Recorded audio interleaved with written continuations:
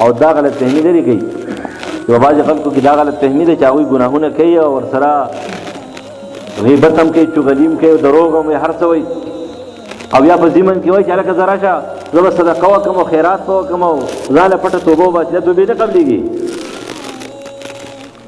دا حقوق الله به انت حمله کړل نه ده، په حقوق العباد کې حمله کړله.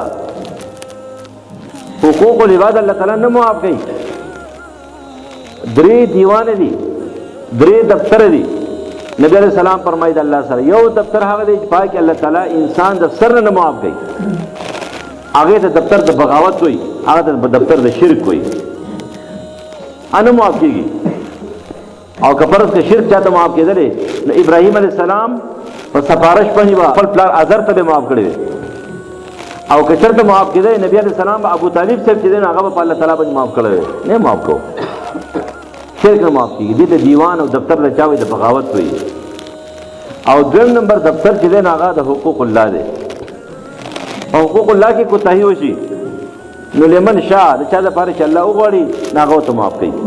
او که توبه وایستله د شرک نه موحد شو، توبه وایستله د ګناهونو نه او نیکو کار شو بس معاف شو. د شرک لپاره توبه داره توحید شرک یې پرېښودلو، په تېر شوي عمل ستومانه دی، خپېمانه دی، او بیا لا اله الا الله محمد رسول الله کلمه وویله او موحد شو، آینده عزم وکړو چې بس په توحید برقرار یم، بس دغه توبه ده. او په حقوق الله کې توبه داره چې ګناه یې پرېښودله، ستومان او خپېمانه شو، عزم یې وکړو چې بیا به نه کوم، یا الله ما وبخې، بس توبه وشوه. لیکن په حقوق الله کې 3 خبرو سره څلورمه خبره چې نه توبه نه قبلېږي. هغه څه دی اداري د هغه نه معافي غواړي، ما معاف کړه. او هغه به شخصي معافي غواړي، شخصي او که فرض کدی معاف نشي دغه دیوان الله تعالی نه معاف کوي الا دا شاذ نادر که فرض الله تعالی هغه بنده راځي کی نو کېدې شي دا یقیني نه ده، کېدې شي د چا په باره کې دی یا داري چې تول رسو د وفات نه بعد چې سړی مړ او سای غیبت کړي هیڅ یو چاره نه جوړیږي د معافي. دغه دا وراثت نه ته د وارث نه ځنې معافي وغواړي، د ځینې معافي وغواړي.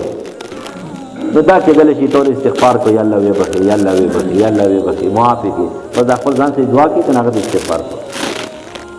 په بله ګناه کې دا ځای نشته. ګورئ څه په غیبت کې چې د هغه لپاره څه کوه استغفار غواړم، کېدی شي دا یقیني نه ده، کېدی شي چې الله تعالی تا معاف. په دې وجه باندې د خپل زبان کنټرول کې کوي. دا غلط فهمي د دماغ نه لرې کوي چې زنانه او اکثر دا غلط فهمي ده چې هغوی راشه د یو خور چې کوم غیبت او چغلي کوه او بیا چې کولی څه صدقه او خیرات یا څه تحفه ولرې څه ذکر وشو یا راشه جوړه وسوه السلام علیکم او خبره شو نه معافي به دې غواړي، خور ستا مې غیبت کړی دی. یا په داسې انداز کې ورته وایي چې خور که ستا مې چېرته غیبت کړی ما معاف کړو بیا هم کېدی شي. ولیکن په دې کار نه کېږي چې ته وایې چېرې ما خیرات وکړو، صدقه وکړه، تحفه مې ورکړه، زه یې معاف کړم، نه تا نه معاف کوي.